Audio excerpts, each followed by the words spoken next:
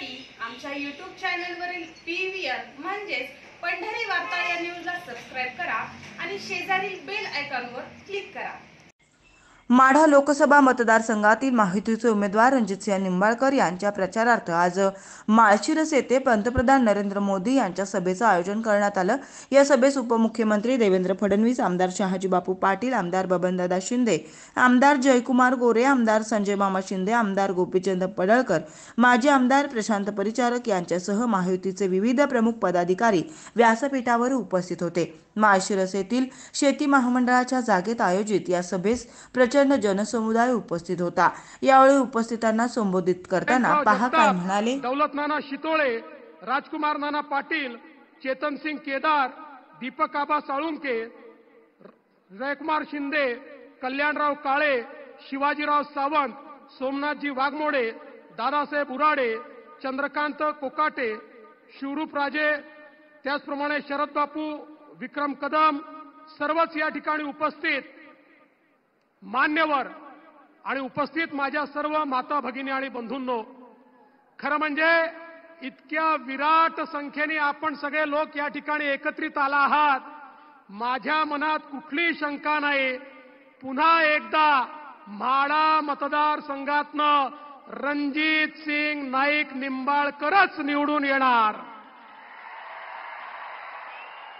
बंधू भगिनींनो, रणजितसिंह नाईक निंबाळकरांनी माननीय मोदी साहेबांच्या आशीर्वादाने जे जे शब्द दिले होते ते शब्द या ठिकाणी पूर्ण केले।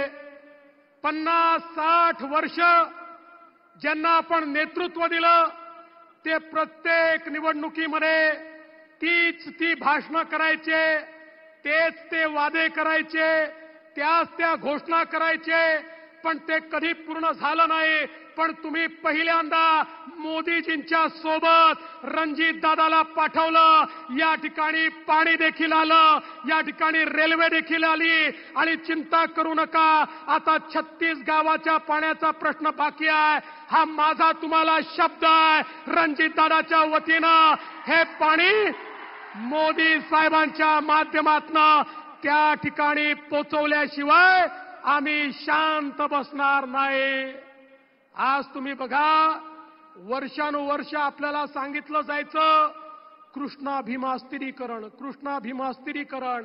मलाही वाटलं मोठी योजना आहे, मुख्यमंत्री झालो, फाईल उघडली तर लक्षात आलं त्याच्यावर लिहिलं होतं पाणी उपलब्ध नाही, योजना बंद करता येणार नाही।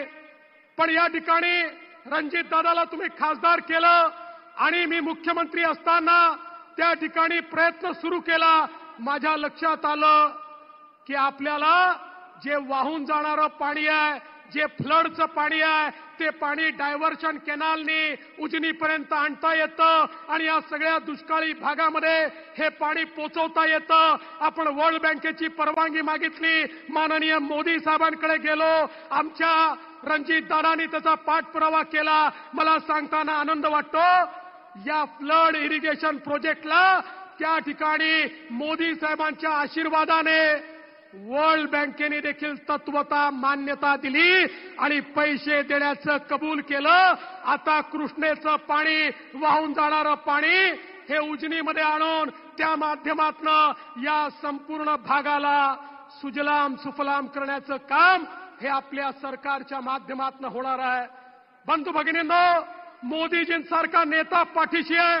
आपण पाहतो, हायवेज पाहतोय, पिण्याच्या पाण्याच्या योजना पाहतोय, या ठिकाणी आपण सिंचनाच्या योजना पाहतोय। हे सगळं या ठिकाणी संभव झालं मोदी साहेबांचं नेतृत्व आहे म्हणून। मी तुम्हाला एवढंच सांगू इच्छितो, आता रणजित दादांच्या विरुद्ध पुन्हा एकदा जे उभे राहिलेत, जरा त्यांचाही इतिहास बघा, जे उभे राहिलेत त्यांचं एफिडेव्हिट बघा। मी तुम्हाला एक शब्द देतो, या तालुक्याला त्यांच्या दहशतीतून मी मुक्त करणार आहे, मुक्त करणार आहे। सामान्य माणसाला जो त्रास आहे, ज्या जमिनी बळकावल्या गेल्यात, जे लोकांचे खून झाले आहेत, जे लोकांवर हल्ले झाले आहेत, ज्या प्रकारे लोकांना प्रताडित केलंय, हे सहन केलं जाणार नाही. ही लोकशाही आहे, ही ठोकशाही नाही आहे. इथे अशा प्रकारे ठोकशाही ही चालू दिली जाणार नाही. बंधू भगिनींनो, मध्यंतरीच्या काळामध्ये सोलापूरला शरद पवार साहेब, सुशील कुमार शिंदे साहेब आणि विजयदादा एकत्रित आले आणि एकत्रित येऊन सांगितलं, आम्ही 30 वर्षांनी एकत्रित आलो आहे, पुढच्या पिढीच्या भविष्याकरता एकत्रित आलो आहे. तुम्हाला वाटलं पुढची पिढी म्हणजे तुम्ही, पुढची पिढी म्हणजे तुम्ही नाही, तुमच्या भविष्याकरता नाही. पवार साहेब सुप्रियाताईच्या भविष्याकरता, सुशील कुमार शिंदे त्यांच्या मुलीच्या भविष्याकरता आणि विजयदादा हे धैर्यशील आणि रणजितदादाच्या भविष्याकरता त्या ठिकाणी एकत्रित आले, तुमच्या भविष्याकरता एकत्रित आले नाही. आज आमचा रामोशी समाज या ठिकाणी आहे, एक प्रामाणिक समाज आहे. या समाजाला ज्या प्रकारे वापर करून या समाजाचं या ठिकाणी अधपतन करण्याचा जो प्रयत्न झाला, आता त्याचाही मुकाबला केला जाईल आणि रामोशी समाजाच्या पाठीशी, धनगर समाजाच्या पाठीशी आणि सर्व समाजाच्या पाठीशी पूर्ण आमची महायुती उभी राहील.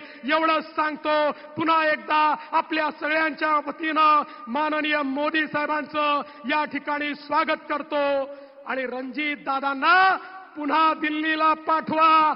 कमळाचं बटन दाबलं, वोट केवळ रणजित दादांना मिळत नाही, तुमचं वोट थेट मोदी साहेबांना मिळतं. त्यांना मतदान करण्याकरता रणजित दादांना निवडून द्या, एवढीच विनंती करतो आणि माझं बोलणं संपवतो.